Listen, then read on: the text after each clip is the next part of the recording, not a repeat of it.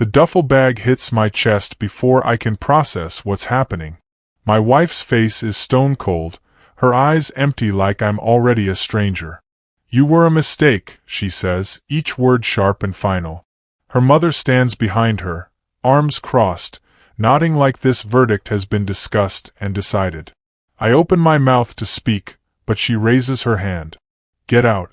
I married down, and I'm done pretending I didn't. The door slams. The lock clicks. The porch light goes dark. I'm standing barefoot on concrete at 11 at night, holding a half-empty bag, while neighbors peek through curtains.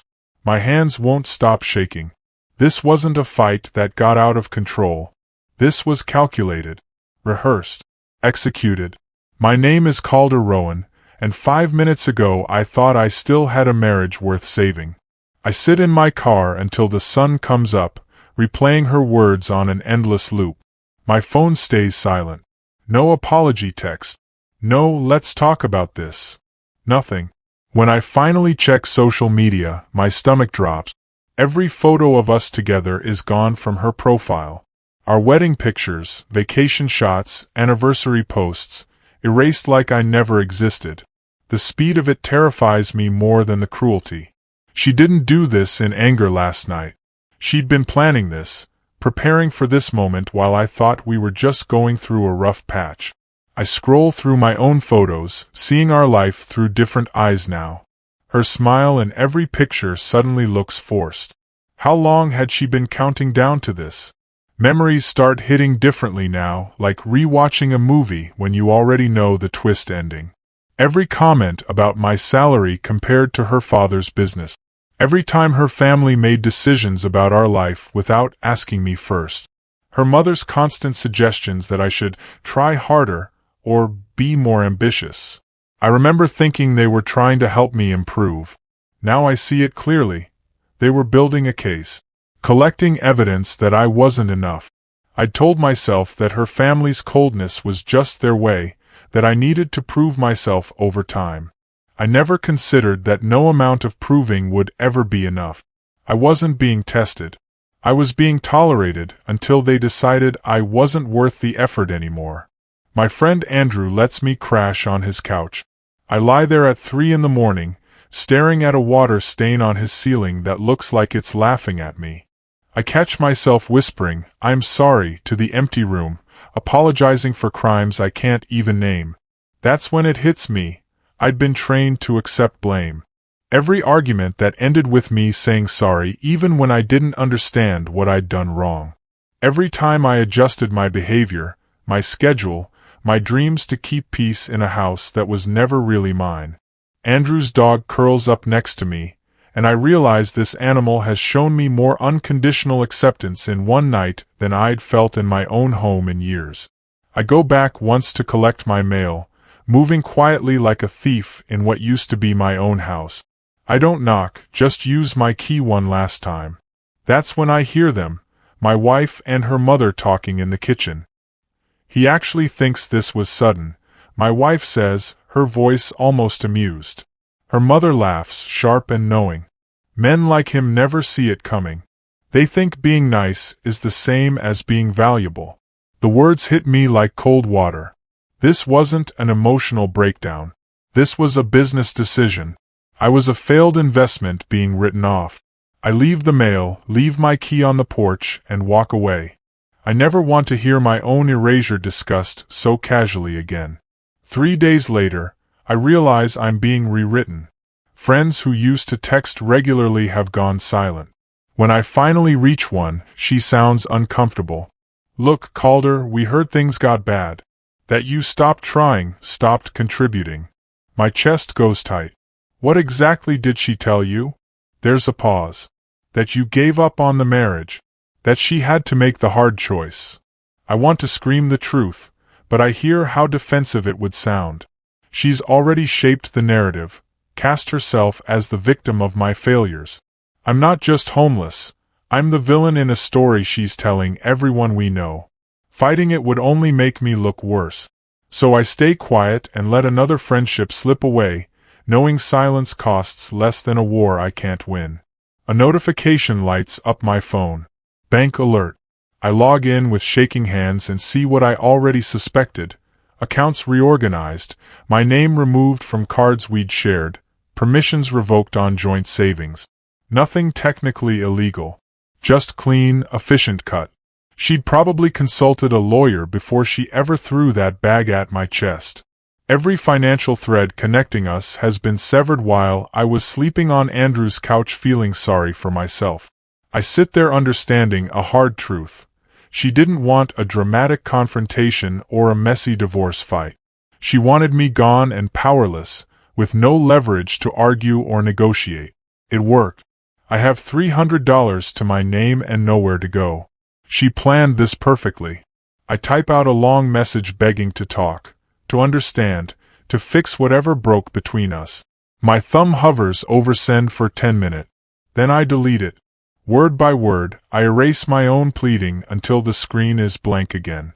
I finally understand. Begging would only prove her right. It would confirm every low opinion she has of me. That I'm weak, desperate, someone who clings when he should walk away with dignity. The restraint hurts more than sending it would have. Every part of me wants to fight for what we had, but what we had was never real. At least not for her. So I put my phone down and make a different choice. I choose silence. I choose to stop giving her the satisfaction of my pain. It's the first boundary I've set in years. I take a job washing dishes at a restaurant downtown. It's hard, hot work that leaves my hands raw and my back aching. It pays $9 an hour, which is less than I made before, less than I'm qualified for. But it's mine. No one gave it to me out of pity. No one is managing my choices or judging my worth. The kitchen staff doesn't care about my story. They care if I show up on time and do the work. That simplicity feels like medicine. On my first payday, I hold that check like it's gold. It's not much, but I earned every cent without asking permission or apologizing for existing. For the first time in months, I sleep through the night without waking up feeling like I owe someone an explanation for breathing. 2 weeks into my new normal, my phone buzzes with a message from her. Hope you're doing okay. No apology. No acknowledgement of what she did. Just casual concern, like she's checking on an old coworker who changed jobs. I stare at those 4 words, reading between them. She's not sorry. She's curious. Maybe a little bored. Maybe needing to feel like she's still the good person in this story.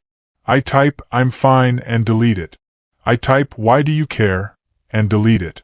Finally, I don't type anything at all. I leave her message on read and put my phone face down. That silence becomes my first real boundary. Not responding feels more powerful than anything I could say. She wanted me gone. Now I'm gone. She doesn't get to check in whenever guilt or curiosity strike. At night, after my shifts, I teach myself new skills. I watch free coding tutorials on YouTube, practice spreadsheets, take online courses for certifications I couldn't afford before. My eyes burn from screen time. My body aches from standing all day. But I keep going. No one's watching. No one's cheering me on. No one's going to pat my back or tell me I'm doing great. That's the strangest part, building something without an audience, without needing approval. For years, every choice I made was measured against her expectations, her family's standards. Now I'm building something just for me, and it feels like learning to breathe in a new way. Some nights I fall asleep with my laptop still open, tutorials still playing. I'm exhausted, but it's the good kind of tired. The kind that comes from moving forward instead of apologizing for standing still. I hear through the grapevine that her father's business hit trouble. A major partner pulled out, leaving projects half-finished and debts piling up. The family that always seemed untouchable is suddenly scrambling. I don't feel satisfaction exactly, more like clarity. For the first time in their perfect world, there's a crack. A problem they can't solve by looking down at someone else. I wonder if they're pointing fingers at each other now, the way they used to point them at me. I wonder if my wife is feeling the pressure of being the problem instead of having me there to blame. Part of me wants to know details, but a wiser part knows it doesn't matter. Their chaos isn't my responsibility anymore. I'm not the emotional punching bag that absorbs their stress. I'm just a guy washing dishes and learning to code, building a life they'll never control again. I run into someone we both know at the grocery store. He looks uncomfortable seeing me, like he's been told I'm dangerous or unstable. "Hey man," he says carefully. "She mentioned you changed. Said you weren't the guy she married." I almost laugh. He's waiting for me to defend myself, to explain my side. Instead, I just nod. She's right. I am changing. I can see the confusion on his face. He expected anger or denial. I push my cart past him, leaving him standing there trying to figure out what I meant. The truth is, I didn't change yet, not the way she meant it. I didn't become cruel or cold or give up. But I'm about to change in ways she never predicted. I'm becoming someone who doesn't need her approval to exist. That version of me would terrify her. 3 months after being kicked out, I get an email that makes my hands shake. A company I'd applied to on a whim wants an interview. It's a junior analyst role, better pay, real benefits, a chance to use my brain instead of just my hands. The interview is rough. I'm nervous, stumbling over answers, sure I've blown it. But a week later, they offer me the job. The salary is almost double what I made before. When I see the offer letter, my hands shake harder than they did the night I stood on that porch barefoot. But this time, it's not from fear or humiliation. It's relief. It's proof. I accept immediately and give notice at the restaurant.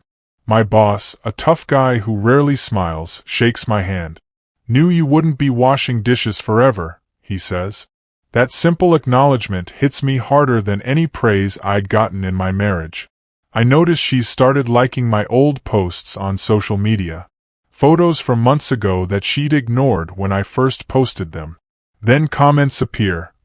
Casual, friendly, like we're old friends catching up. "Miss this place," she writes under a picture of a coffee shop we used to visit. I see the pattern immediately. It's subtle, strategic, familiar. She's testing the waters, seeing if I'll respond, if I'll open a door she can slip back through. A few mutual friends like her comments, probably thinking it's nice we're being civil. They don't see what I see. The same manipulation dressed up as nostalgia. I don't respond. I don't like her comments back. I just let them sit there, unanswered. Every ignored comment is another brick in the wall I'm building between who I was and who I'm becoming. She calls me directly for the first time in months. I almost don't answer, but curiosity wins. "Hey," she says, her voice softer than I remember. "I wanted to check in. I know things ended badly." I stay quiet, letting her fill the silence. I was under a lot of pressure back then. Family stuff, work stress. I didn't handle it well. I hear it clearly, the same deflection we'd done 100 times before. She's explaining, not apologizing. Justifying, not taking responsibility. "I need space," I say, my voice steady in a way it never used to be around her. "I'm not ready to talk yet." There's surprise in her silence. She expected me to jump at the chance to reconnect. "Okay," she finally says. "Take your time." When I hang up, my hands aren't shaking. I don't feel guilty or cruel. I feel clear. For the first time, I set a boundary and didn't apologize for it. I move into my own apartment. It's small, a studio with old carpet and a bathroom that echoes. But the lease is in my name only, paid with money I earned. I hang a mirror by the door and stop for a second, looking at the reflection staring back. I barely recognize him. Not because I look different, but because the guy in the mirror stands straighter. His shoulders aren't hunched from carrying blame that was never his. His eyes don't dart around looking for approval. I furnish the place with second-hand finds and clearance sales. Nothing matches, but everything is mine. No one can walk in and tell me it's not good enough. No one can make me feel small in a space I built for myself. That night, I sleep in my own bed in my own room, and the silence feels earned.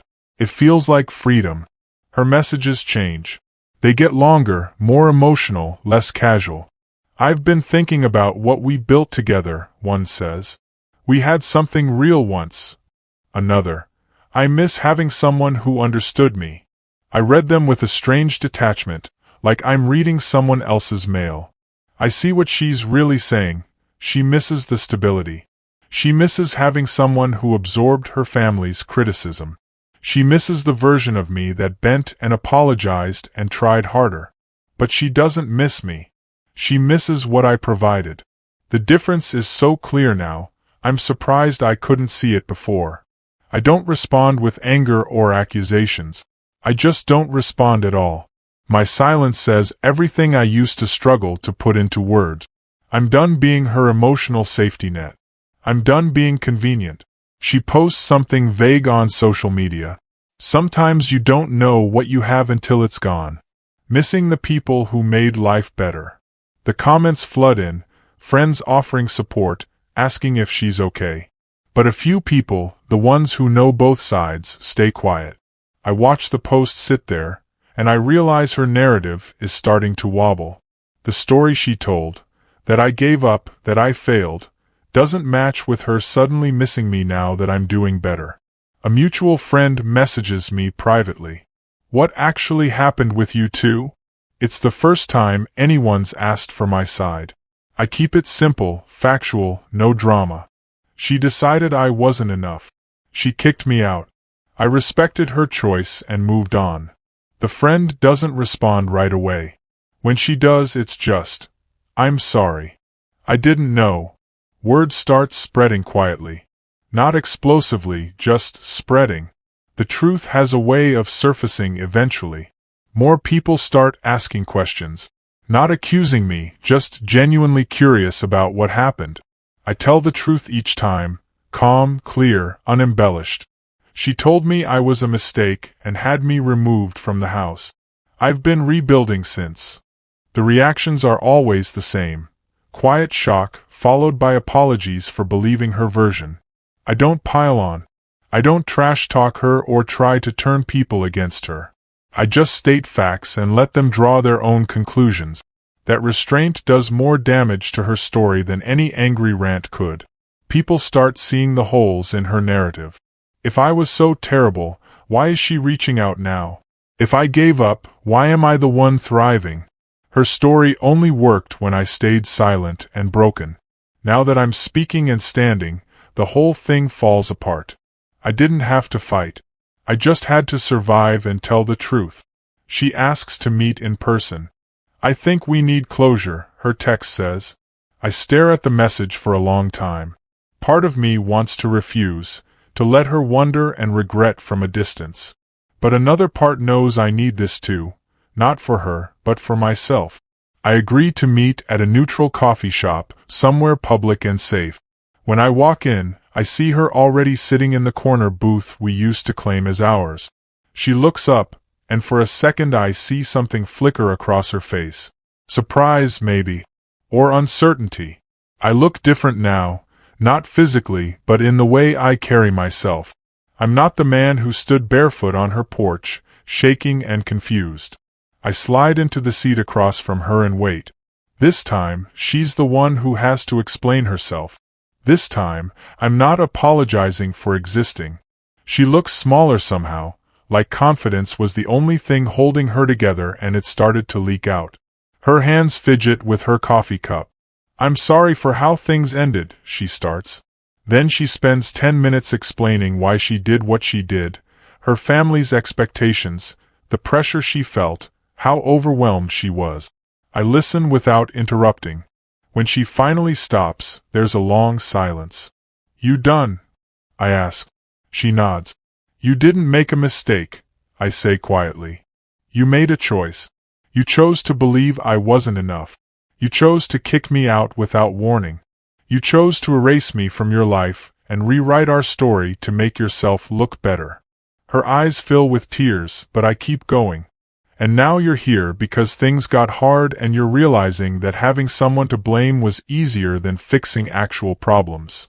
She opens her mouth, but nothing comes out. I stand up. I forgive you. But I'm not coming back. I walk out before she can respond, and I don't look back. Word gets out about her family's financial collapse. Her father's business officially closes. The house they were so proud of goes up for sale. The perfect image they'd maintained for years crumbles publicly, and there's no one left to blame but themselves. She reaches out again, this time more desperate. I know I don't deserve it, but I need someone I can trust right now. Things are falling apart. I read the message 3 times. A year ago, I would have dropped everything to help. I would have seen this as a chance to prove I was worthy, to show I could be the person she needed. Now I see it clearly. She doesn't need me. She needs a life raft. She's drowning and reaching for the person she threw overboard. I don't respond with cruelty or satisfaction. I just don't respond at all. Her emergency isn't my responsibility anymore. I'm not her backup plan or her emotional support system. I'm just someone who survived her and kept moving forward. I get promoted at work. My boss calls me into her office and tells me they're impressed with my progress, my reliability, my ideas. The raise that comes with the new role puts me in a place I never imagined: stable, secure, independent. That same week, she texts me directly. Can we talk? Really talk? I think I made a terrible mistake. It's the first time she's used that word, mistake, about herself instead of about me. I meet her one last time in the same coffee shop. She looks exhausted, desperate. I was wrong, she says, tears streaming. About everything. About you, about what matters, about us. Can we try again? Please. I feel something surprising. Nothing. No anger, no satisfaction, no temptation. Just clarity. I appreciate you saying that, I tell her honestly. But the answer is no. She reaches across the table like she might grab my hand, but I lean back. I don't hate you. I don't even blame you anymore. But I can't go back to being someone's second choice, someone's backup plan when the first one fails. Her face crumples completely, but I stay calm. I forgive you. But I won't return to a place where I had to shrink just to survive. I walk out of that coffee shop for the last time and head back to my small apartment. The city looks different in the evening light, full of possibility instead of judgment. I think about the man who stood on that porch 6 months ago, barefoot and broken, and I barely recognize him. That version of me thought love meant accepting cruelty. He thought family meant tolerating people who made him feel worthless. He thought leaving meant failure. Now I know better. Leaving saved me. Being kicked out was the beginning, not the end. I unlock my apartment door, my space, my peace. Inside, everything is exactly as I left it because no one else has the power to rearrange my life anymore. My phone stays silent, and I'm grateful for it. I don't need her approval or her regret. I don't need her family's acceptance or her friends' understanding. I built something real from nothing, and it belongs completely to me. This time, when a door closes, I'm the one holding the handle.